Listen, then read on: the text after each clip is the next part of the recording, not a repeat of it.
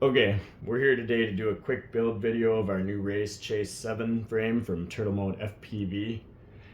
When you get your kit included is going to be a battery box, a canopy with the camera of your choosing, 4 arm guards, a cable grip, 4 6mm arms, a stack plate, and a battery plate, and then a hardware kit that comes with, this is an exploded version of what comes with the hardware kit.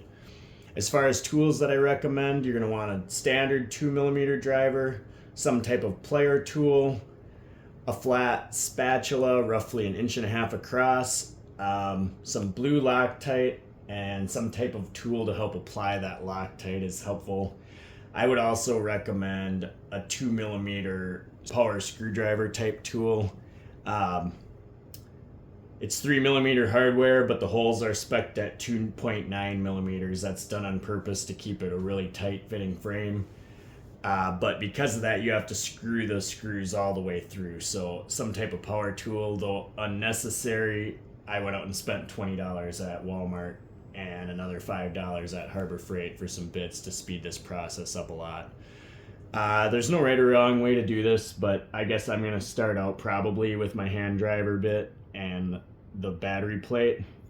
It's countersunk on one side, and we're going to be using the 20mm and the 16mm screws. So the 16mm screws are going to go in the countersunk holes closest to the center, or what would be your stack. And I'm just going to get these hands started. And I'm going to stop when I feel them starting to come through the other side. So it's just flush with the carbon now. So that's a 16mm. I guess I'll get all the 16mm in the center done.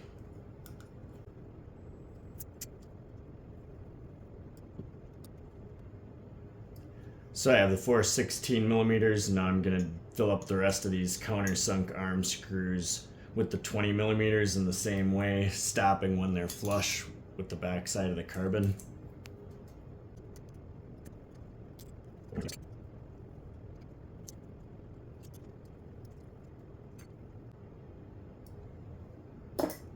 Okay, so we got all of our 20 and 16mm screws pre-threaded into this battery plate, and they're basically flush with this backside. Doesn't have to be perfect.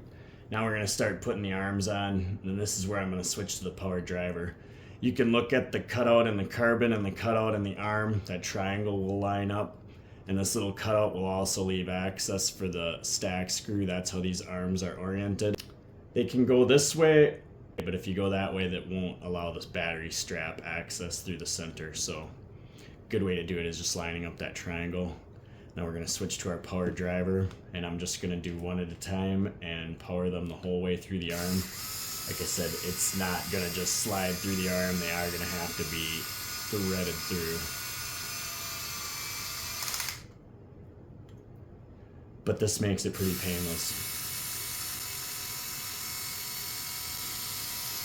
Once you get the screws completely through, you can use the hand driver and they will spin loosely, but not easily. You'll have to use some force. There's arm number 1. Our second arm lock is going to line up, and I can feel those screws kind of already seating in the spot they need to be on that arm. And we're just going to hyperlapse through the other 2 arms. It's going to be the same process, drilling all of these screws in.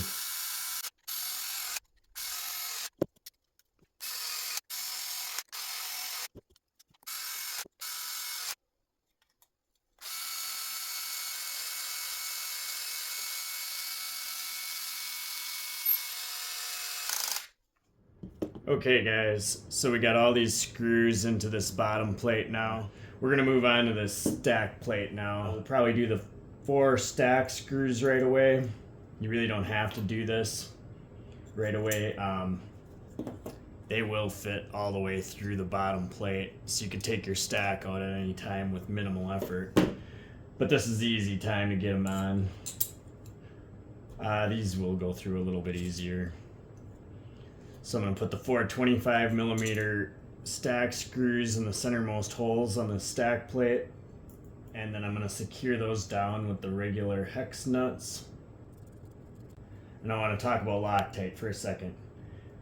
I do recommend Loctite basically on everything on here. The thing you got to know about Loctite is Loctite destroys the glue that bonds the carbon fiber together.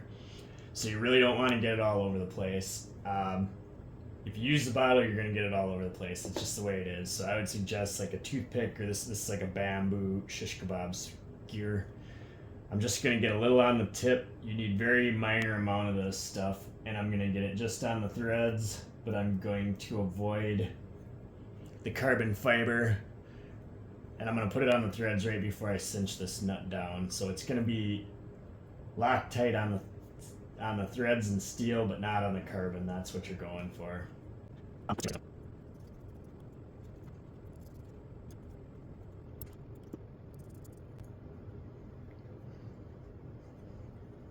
Okay, we got our stack screws tightened down. I'm going to come back through with my pliers now, and I'm going to cinch these down tight since I don't want them coming off anymore. And you can get these pretty tight because it's a steel on steel connection, so you don't have to worry too much about stripping these out. You always want to use a steel nut with stack screws, never just rely on a gummy. That keeps vibrations out of your gyro, and that's going to lead to clean flight performance.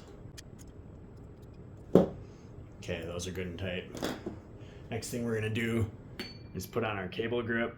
So we're going to use our 12 millimeter and 8 millimeter button head. The 12 millimeter is going to go through the loop side, which is a little bit thicker, and you might need to use the driver to help push that through the TPU. And the 8 millimeter will go through the side with the capacitor.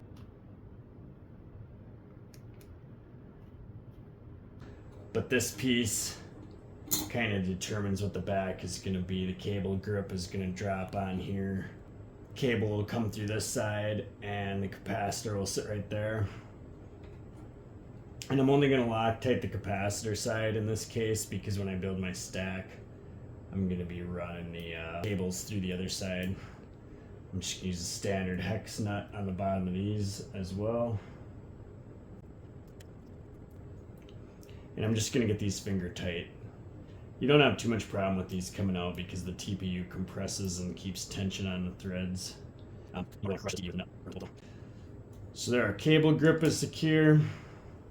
We'll set our stack plate down on top. And this part's going to be a little bit tedious. This is where we're going to come in with our 12 press nuts. This is going to be the same drill. I'm going to get these started. Then I'm going to come in with my Loctite. Get a little right where it's going to thread down and try to keep it off the carbon, and then finish getting these finger tight. What I'll probably do is go through and get the whole lot finger tight, and then come back through a second time with my driver and cinch this stuff down.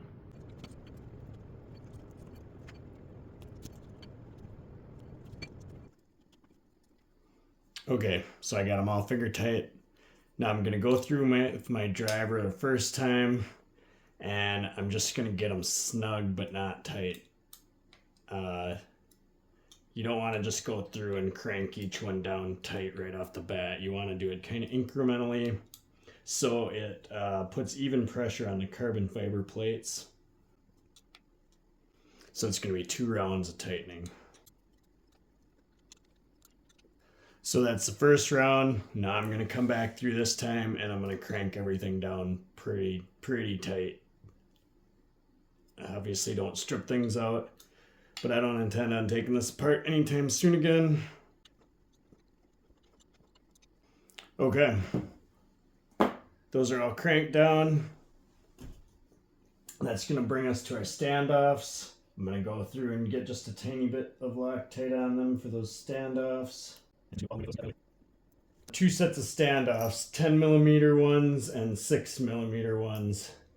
The 10 millimeter ones are going to go on the long 20 millimeter arm screws closest to the stack, and those are going to be what your pod mounts on. So I'm going to crank those down finger tight. And then the 6mm ones are going to go on the outside arm screws. And these are just going to help deflect prop strikes from your motor wires. I'll cover that real quick at the end. Now that all my standoffs are in place, I'm going to come back through with my player tool and I'm just going to lightly snug these up. These are aluminum, so they're easily strippable. If anything wears out, it's going to be these 10mm canopy standoffs. But that's going to be directly related to how often you take the canopy off and on. If you get her tuned up and more or less just fly it and don't have to take that thing off and on 100 times, they're going to last forever. Okay, those are all snug. Pod is pretty self-explanatory. That's just going to press down on these. So as far as putting this battery box on, doesn't matter if you have the 3500 mAh or the 2200 mAh, it's going to go on the same way. Just going to take the nose of the frame, push it into the battery box as far as it'll go, and then we're going to take our scraper tool and we're just going to get it into the back of the battery box, press down on the frame, and just pull the spatula out while we're pressing down, and that'll easily stretch that battery box over the frame with no effort. It's a lot easier to get it off. You can get it off by hand pretty easy. It's kind of tough to get on without a tool. That pretty much wraps up our build. You can see we got this is integrated mounting for newbie drones. Newbie ID V1.1, I believe. That's a GPS remote ID module. This will also fit probably a few other nano size M10 GPSs. We got our arm guards left to do here. You just stretch them over there, and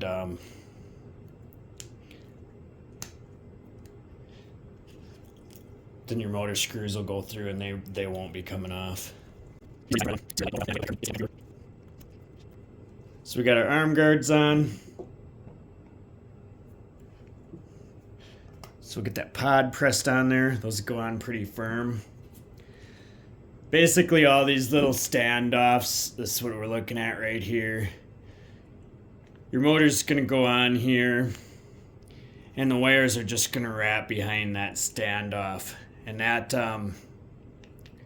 just offers a little bit of prop protection. It does get bent down enough. The tip of the prop will hit that metal post and hopefully not hit your wires. That's the idea. That pretty much is going to wrap this build video up. I'll be back and probably do some more with some of the stack build. And I think we're going to be looking at building some high amperage race wire specifically to fit these narrower arms, kind of targeted at maybe 8S and 12S kind of builds. I hear guys that do the macro quads are pretty shy of race wire. I would like to change that. Thanks for watching, guys. If you have any other questions, hit me up on social media or wherever. Talk to you guys next time.